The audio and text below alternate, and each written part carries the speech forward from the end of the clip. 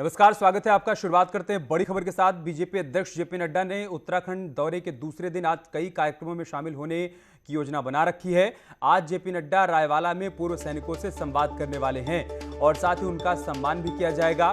आज party core group की meeting भी होगी, जिसमें जिला पंचायत अध्यक्ष, मेयर, ब्लॉक प्रमुख, नगर पालिका अध्यक्ष, डीसीबी चेयरमैन भी शामिल होंगे। इसके साथ ही बीजेपी अध्यक्ष साधु संतों से मुलाकात करेंगे, उनका अभिनंदन करेंगे और उनसे आशीर्वाद भी लेंगे।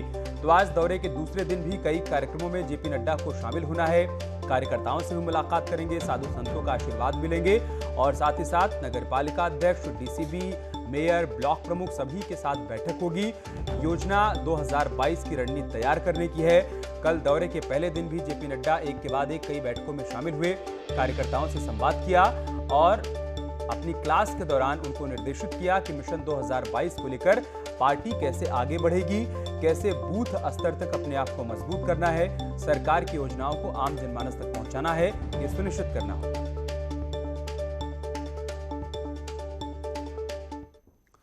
जेपी नड्डा के दौरे से जुड़ी एक और बड़ी जानकारी सामने आ रही है। बीजेपी अध्यक्ष हरिद्वार के कड़च मोहल्ले में भी जा सकते हैं, जहां पर अंबेडकर की मूर्ति पर माल्यार्पण करेंगे। वहीं नड्डा हरिद्वार के बूथ नंबर 12 पर भी जाएंगे। इसके साथ ही बूथ अध्यक्ष प्रमोद पाल के घर पर चाय पीने भी जा सकते हैं बीजेपी के राष्ट्रीय अध्यक्ष जेपी नड्डा। ये बड़ी खबर हम आपको बता रहे हैं। आज जेपी नड्डा का एक और कार्यक्रम तय है। हरिद्वार के कड़च मोहल्ले भी जा सकते हैं जेपी नड्डा। इससे पहले शुक्रवार को जेपी नड्डा ने कई मीटिंग्स ली और चुनाव को लेकर खास मंत्र भी दिए। जेपी नड्डा ने मुख्यमंत्री के साथ सभी मंत्री, विधायक और सांसदों की मीटिंग ली, जिसमें उन्होंने मंत्री और विधायकों से अपने अपने क्षेत्र के बूथ स्तर तक जाने के लिए कहा। नड्डा ने कहा कि कार्यकर्ताओं का मनोबल बढ़ाना जरूरी है। वहीं विधायक और मंत्रियों से उनके परफॉर्मेंस पर भी बातचीत की और सभी को खास निर्देश भी दिए। उस बैठक में बूथ स्तर तक कैसे मजबूती प्रदान हो, उसके संबंध में उनका मार्गदर्शन हुआ है और निश्चित रूप से उनके इस मार्गदर्शन से, इस दौरे से हमारे सभी कार्यकर्ताओं में, सभी पदाधिकारियों में और संगठन में काम करने वाले अति महत्वपूर्ण सभी लोगों में एक नई ऊर्जा और उत्साह का संचार हुआ है। 22 का चुनाव बिल्कुल नज़दीक है, तो उसमें किस प्रकार की हमारी रणनीति होनी चाहिए, क्या हमारे विभिन्न कार्यक्रमों के आयाम होने चाहिए, किस प्रकार से जनता से अधिक जुड़ा जा सकता है, किस प्रकार से हम लोग और अधिक एक्टिवेट हो सकते हैं, वो सारी दिशाओं में जो है मार्गदर्शन प्राप्त होता है। कुल मिलाकर के 4 वर्ष 4-5 महीना जो बीता है, इसमें पार्टी ने सरकार ने क्या काम किए, उन सरकारों की समीक्षा और मंत्रियों के कार्यों की समीक्षा करना एक अच्छा स्टेप है और समय समय पर ये समीक्षाएं होनी भी चाहिए। सीएम पुष्कर सिंह धामी ने अपनी 45 दिन की सरकार का रिपोर्ट कार्ड भी नड्डा को सौंपा। रिपोर्ट कार्ड की इस बुकलेट में 70 उपलब्धियां शामिल की गई हैं। वहीं 15 बड़ी घोषणाओं का भी जिक्र किया गया है। धामी सरकार के कार्यकाल को इसमें दिखाया गया है, जिसमें मुख्य उपलब्धियों के तौर पर कोविड-19 से प्रभावित पर्यटन सेक्टर को 200 करोड़ का राहत पैकेज, चिकित्सा क्षेत्र के लिए 205 करोड़ का पैकेज, वीर सैनिकों के आश्रितों को 10 लाख का अनुदान बढ़ाकर 15 लाख का ब्यौरा भी शामिल किया गया है। कहने के लिए तो वो 200-300 हो चुके हैं, जितने अगर हम इसको लिपिबद्ध करें तो जो 70 जो महत्वपूर्ण थे, थोड़ा सा जो पूरे प्रदेश के लिए थे, उनको हमने एक, क्योंकि यहाँ संगठन के सभी हमारे पदाधिकारीगण आए हैं और सब विधायक हैं, सांसदगण हैं, जिला अध्यक्ष हैं, उनके मोर्चों के अध्यक्ष, महामंत्री हैं, उनकी जानकारी में आ जाए उनके लिए रखा था और आप लोगों को भी दे दिया कि आप लोगों के माध्यम से पहुँच जाएगा। और हरिद्वार से हमारे सहयोगी सुनील नवप्रभात इस वक्त लाइव हमारे साथ जुड़ चुके हैं। सुनील, जेपी नड्डा का आज दिन भर का कार्यक्रम क्या है और कितने बजे से ये बैठकों का दौर शुरू हो जाएगा आज?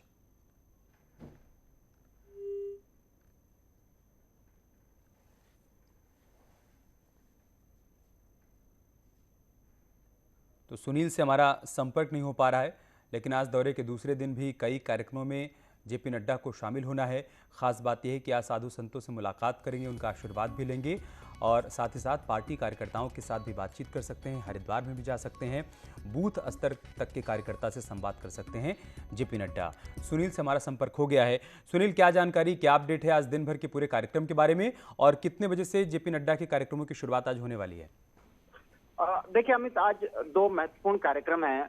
पूर्व सैनिकों से वो मुलाकात करेंगे। इसमें प्रदेश भर में जितने भी पूर्व सैनिक संगठन हैं, उनके कुछ प्रतिनिधि यहाँ पर बुलाए गए हैं रायवाला में एक कार्यक्रम होगा, तो जेपी नड्डा उनसे संवाद करेंगे और इसके अलावा शाम को साधु संतों से भी मिलने का कार्यक्रम है। आज सुबह 10 बजे उनके प्रोग्राम शुरू हो जाएंगे। 10 बजे हरिद्वार से रायवाला निकलेंगे। रायवाला में करीब 1.5 घंटे तक वो पूर्व सैनिकों से मुलाकात करेंगे। और पूर्व सैनिकों से मुलाकात अमित इसलिए भी ज्यादा महत्वपूर्ण है कि जिस तरह से आप देख रहे हैं उत्तराखंड के सियासी घटनाक्रम में कि आम आदमी पार्टी की एंट्री हुई है, उन्होंने अपने सीएम का चेहरा कर्नल कोठियाल को बनाया और कर्नल कोठियाल पूर्व सैनिक हैं और उत्तराखंड में सैनिक बहुल्य क्षेत्र है। यहाँ पर बड़ी संख्या में सैनिक और उनके परिवारों के यहाँ पर वोटर्स हैं, तो जाने का भी एक तरह से ये पूरा सियासी घटनाक्रम है। उसके साथ ही जो संतों से मिलने का भी प्रोग्राम होगा। साथ ही साथ जो जिला पंचायत अध्यक्ष, मेयर, नगर पालिका अध्यक्ष, नगर पंचायतों के अध्यक्ष और इसके अलावा कोऑपरेटिव बैंक के जो अध्यक्ष हैं बीजेपी से जुड़े हुए, उनके साथ भी एक बैठक रखी गई है। ये करीब 1 से 1.5 घंटे चलेगी। तो इन लोगों से भी नड्डा सीधे संवाद करेंगे, उनसे फीडबैक लेंगे और उनको आगे किस तरह से पार्टी को चुनावी लाभ दिया जाए वो टिप्स दिए जाएंगे। जिस तरह हमने कल भी देखा कि जो तमाम मीटिंगें हुई उसमें नड्डा ने एक एक कर, चाहे मंत्री हों, चाहे विधायक हों, चाहे पार्टी के पदाधिकारी हों, उनसे पहले जाना कि क्या कुछ प्रदेश में चल रहा है और उसके बाद अपनी बात उनके सामने रखी कि किस तरह से 2022 के चुनाव को जीतने के लिए हम आगे बढ़ेंगे। इसके साथ ही उनका हरिद्वार के कड़च मोहल्ला में अम्बेडकर की मूर्ति पर माल्यार्पण का कार्यक्रम है और उसके बाद वो बूथ अध्यक्ष के घर भी जाएंगे। एक मैसेज देने की कोशिश होगी कि बीजेपी में टॉप टू बॉटम सब कार्यकर्ताओं को एक समान समझा जाता है। तो बूथ अध्यक्ष के घर पर जाएंगे, प्रदेश अध्यक्ष साथ में होंगे, तमाम पदाधिकारी साथ में होंगे, वहां पर चाय का उनका प्रोग्राम है। जी बहुत शुक्रिया सुनील आपका हमारे साथ जुड़ने के लिए, विस्तार से तमाम जानकारी हम तक पहुंचाने के लिए। उत्तराखंड में 2022 चुनाव के लिए ऑफर पॉलिटिक्स की शुरुआत हो चुकी है। फ्री बिजली के बाद अब गैस सिलेंडर पर सब्सिडी की बात भी कही जा रही है। हालांकि सरकार में बैठी बीजेपी ने ऑफर पर चुप्पी साध रखी है।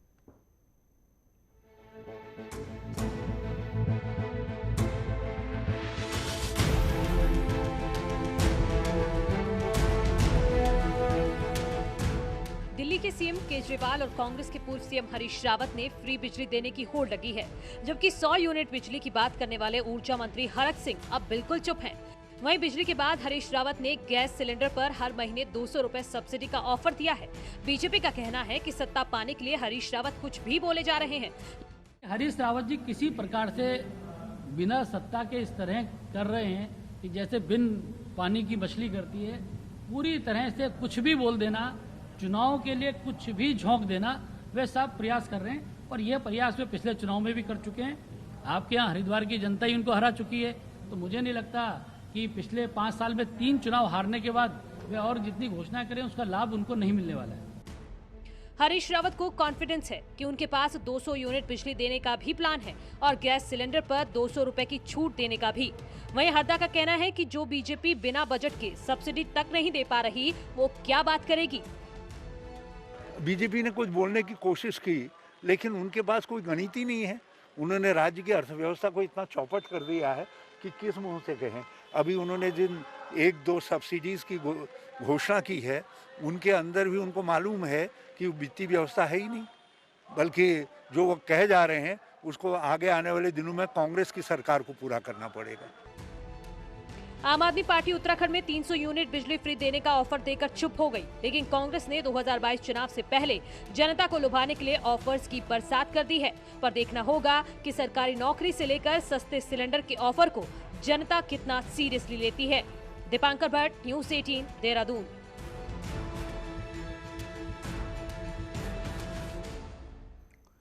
इधर कोरोना के चलते जिन सेक्टर्स की कमाई जीरो हो गई है, उन्हें सीएम पुष्कर धामी राहत पैकेज दे रहे हैं। वहीं कांग्रेस राहत पैकेज को सरकार का चुनावी स्टंट करार दे रही है, वो भी तब जबकि सरकार का खजाना खुद खाली है।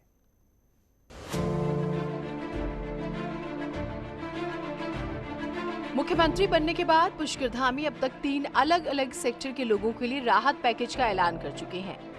पर्यटन, स्वास्थ्य, महिला समूह और स्वरोजगार के लिए सीएम धामी ने करीब 500 करोड़ का पैकेज दिया, जिससे नुकसान में चल रहे लोगों की रोजी रोटी चल सके और कर्ज का बोझ ना बढ़े।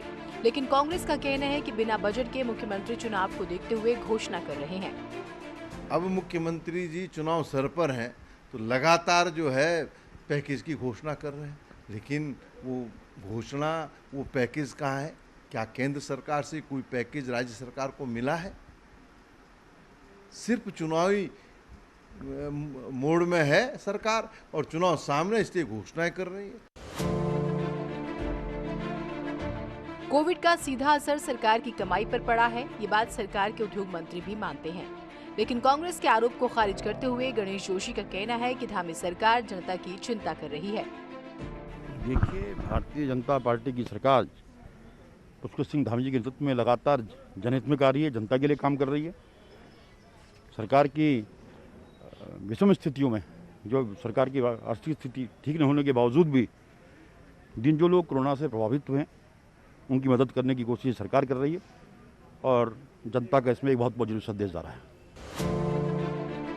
कोविड की शुरुआत के बाद कई सेक्टर दोबारा रफ्तार नहीं पकड़ पाए। ऐसे में कम इनकम पर लोन का लोड झेल रहे लोगों की हालत खराब है और सीएम धामी की कोशिश चुनाव से पहले राहत पैकेज देकर सबको साधने की है, ताकि नाराजगी बीजेपी को भारी न पड़े। देहरादून से दीपांकर भट्ट के साथ ब्यूरो रिपोर्ट, न्यूज़ 18 नेटवर्क।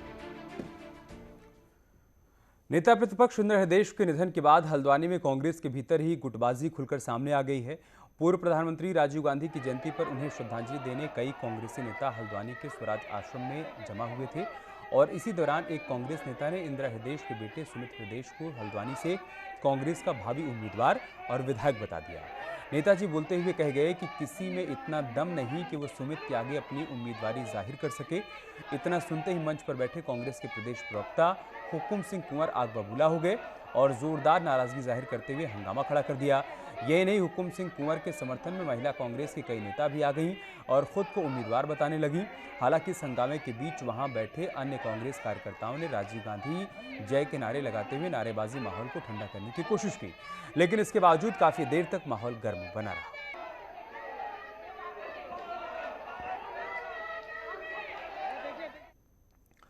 पूरे प्रदेश के साथ खटीमा में भी आशा हेल्थ वर्कर्स अपनी 12 सूत्री मांगों को लेकर धरने पर बैठी हैं। कांग्रेस के कार्यकारी प्रदेश अध्यक्ष भुवन कापड़ी आशा वर्कर्स के बीच पहुंचे और आशा वर्कर्स के साथ रक्षाबंधन का पर्व मनाया। साथ ही भुवन कापड़ी ने 2022 विधानसभा चुनाव में आशाओं की समस्याओं को कांग्रेस के घोषणा पत्र में शामिल करने की बात की।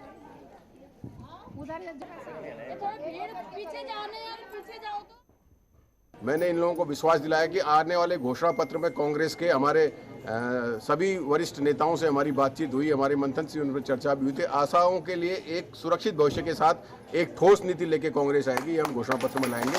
इसी विश्वास के साथ मैं इनके बीच आया हूँ। यार रुक एक छोटे से ब्रेक के लिए जल्द लौटेंगे कुछ और खबरों के साथ। हल्द्वानी और नैनीताल के पास बेहद डरावना लैंडस्लाइड देखने को मिला है। हल्द्वानी से ज्योली कोट होते हुए अल्मोड़ा को जाने वाले नेशनल हाईवे पर जबरदस्त लैंडस्लाइड देखने को मिला। नेशनल हाईवे पर वीरपट्टी पुल के पास पूरा पहाड़ भरभरा कर नीचे गिर पड़ा। गिरते पहाड़ का वीडियो किसी स्थानीय निवासी ने अपने मोबाइल कैमरे में रिकॉर्ड कर लिया, जो वायरल हो रहा है। वीडियो बेहद डरावना है। दूसरे वीडियो में आप देख सकते हैं कैसे लोग जान बचाकर भाग रहे हैं, गाड़ियों को पीछे किया जा रहा है और वहां पर काफ़ी आवाज़ें भी सुनाई दे रही हैं। काफ़ी देर तक पहाड़ी से मलबा नीचे गिरता रहा। हालांकि अब तक किसी जनहानि की सूचना सामने नहीं आई। कोई जा नहीं रहा था वहाँ पर उस टाइम पे यार। ओ भाई मुँह वाले पीछे ले ले भाई।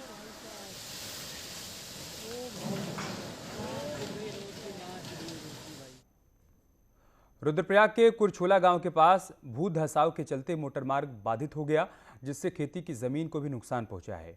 वहीं आवासीय बस्ती को भी खतरा बना हुआ है। ऐसे में तेला कुरछोला चोपड़ा मोटरमार्ग पर सफर करना खतरनाक साबित हो सकता है। सड़क पर भू धसाव लगातार जारी है। ऐसे में कभी भी पूरी सड़क नीचे धंस सकती है। नैनीताल में लगातार बारिश और भूस्खलन से जनजीवन अस्त व्यस्त हो गया है। ग्रामीण इलाकों में सड़कें टूट जाने के चलते जिला मुख्यालय से संपर्क भी टूट चुका है। तेज बारिश के चलते जिले की 11 सड़कें बाधित हैं, जिसमें 4 स्टेट हाईवे हैं। हालांकि आपदा प्रबंधन शाम तक सड़कें खोलने की बात कह रहा है, लेकिन यातायात बंद होने से ग्रामीण परेशान हैं। रामनगर के क्यारी गांव में खिचड़ी नदी में एक जिप्सी बह गई। जिप्सी ड्राइवर ने कूदकर किसी तरीके से अपनी जान बचाई। बताया जा रहा है कि रामनगर से क्यारी स्थित रिसोर्ट में जिप्सी पर्यटकों को लेने के लिए जा रही थी। जिप्सी ड्राइवर जिप्सी को पुल से ले जाने के बजाय नदी से लेकर जा रहा था कि बारिश के चलते उफनाई खिचड़ी नदी के बहाव में जिप्सी बहने लगी। ड्राइवर ने कूदकर अपनी जान बचाई, जबकि जिप्सी कुछ दूर बहने के बाद पलट गई, जिसे बाद में ग्रामीणों की मदद से बाहर निकाला गया। विकासनगर में सेक्स रैकेट का खुलासा हुआ है। सेलाकुई के बया खाला में पुलिस ने एक मकान में छापेमारी की और 3 महिलाओं समेत 5 लोगों को गिरफ्तार किया। मकान से 2 फोन और 4000 नकदी समेत अवैध सामग्री भी बरामद की गई है। गिरफ्तार आरोपियों में गिरोह की सरगना भी शामिल है। पुलिस ने मामला दर्ज कर जांच पड़ताल शुरू कर दी है। और अब खबर देहरादून से है। उत्तराखंड कांग्रेस चुनाव अभियान समिति के चेयरपर्सन हरीश रावत शुक्रवार को राजधानी के डिस्पेंसरी रोड पर स्थित राजमा छोले चावल की दुकान पर पहुंच गए। हरीश रावत और समर्थकों ने खाने पीने का स्वाद लिया और साथ ही पूर्व सीएम ने दुकान पर आ रहे लोगों को राजमा चावल सर्व किया। हरीश रावत इससे पहले भी ऐसी दुकानों पर अक्सर नजर आते रहे। टोक्यो ओलंपिक में कुश्ती में सिल्वर और ब्रॉन्ज मेडल जीतने वाले रेसलर रवि दहिया और बजरंग पुनिया के साथ दीपक कुमार को पतंजलि योगपीठ का ब्रांड एम्बेसडर बनाया गया है। पतंजलि योगपीठ में आयोजित एक कार्यक्रम में रामदेव ने तीनों खिलाड़ियों का सम्मान किया और उन्हें पतंजलि योगपीठ के साथ रुचि सोया का ब्रांड एम्बेसडर बनाने की घोषणा की है। स्वामी रामदेव ने कहा कि तीनों खिलाड़ियों ने ओलंपिक में पदक जीतकर 135 करोड़ देशवासियों का मान सम्मान बढ़ाया है।